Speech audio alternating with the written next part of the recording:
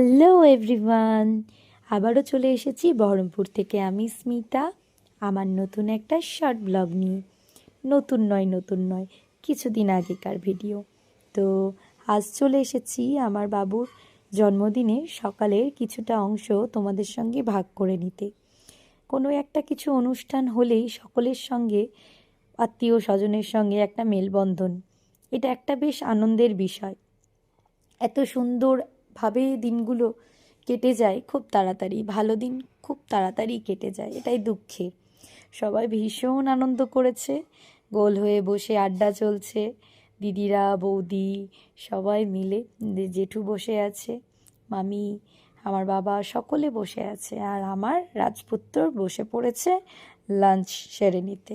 তো প্রথমেই চলে এসেছিল দাদু দিদা ওকে আশীর্বাদ করতে। সবাইকে চিনিয়ে দিই, এটা ময়ূকবাবুর দিদা আর দাদু। তো একে একে সকলে আশীর্বাদ করলো। সকলের যেই উপস্থিতি, এটাই অনেকটা আমাদের কাছে। তো এই আনন্দের মধ্যে দিয়ে দিনটা খুব সুন্দরভাবে উদযাপন করলাম। বাকিটা একে একে সকলের সঙ্গে পরিচয় করিয়ে দিই। এটা আমার বাবুর মণি দিদা, আর হচ্ছে এটা ছোট দাদা, বড় আদরের, সকলের কাছে ওর আদর অনেকটা। তো তার মধ্যেই ওই জন্য বদমাইশি বেশি। আর এটা হচ্ছে আমার মেজো মাসি, ওর হচ্ছে মেজো দিদান আর মেজো দাদাই। ওনারা অনেক দূর থেকে এসেছিলেন ওকে আশীর্বাদ করতে। যাই হোক, তো অনেকটাই আনন্দ করে দিনগুলো কাটলো। তার মাঝে এই যে আমরা চলে এসেছি আমাদের এখন আশীর্বাদের পর্ব।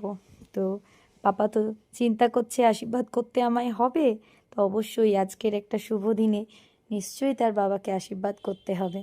আরেকজন তো সবসময় দুষ্টুমি, চামচটা তো গোটাটাই মুখে ভরে রেখে দিয়েছে, কিছুতেই আমাকে পায়েসটা খাইয়ে ছবিটা বলছি তুলি, আর ও চামচটা গোটাটাই খেয়ে নিচ্ছে। পায়েসটা তো খাচ্ছে, চামচটাও খেয়ে ফেলছে।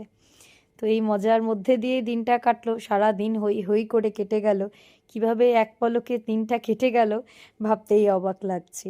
আর রয়ে গেল এই স্মৃতি, এগুলোর মধ্যে দিয়েই পুরনো দিনগুলো বেঁচে থাকে। আর জেম্মা দাঁড়িয়ে পড়েছে বাবুকে আশীর্বাদ করতে, আর বাবুকে ঘিরে রয়েছে বাবুর বন্ধু, তারা তো অনেক দলবল। তো তাদেরই আগে দাঁড়ানো উচিত ছিল, তারা সময়টা একটু দেরি হয়ে গেছে। আর এটা আমার বাবুর তাথই দিদি। আর তারপর চলে এসেছিল বাবুর ঠাম্মি, তারপরে আরও একজন, এটা হচ্ছে আমার তোজো সোনার পিসিমণি। আর মামিও রয়েছে পাশে দাঁড়িয়ে, কোন জিনিস কি করছে, শুধুই দুষ্টুমি চলছে ওর। তো তারই মাঝে দেখে রাখতে হচ্ছে ওকে। তারপর এটা হচ্ছে খাম্মা আর জেম্মা, খুব আদর।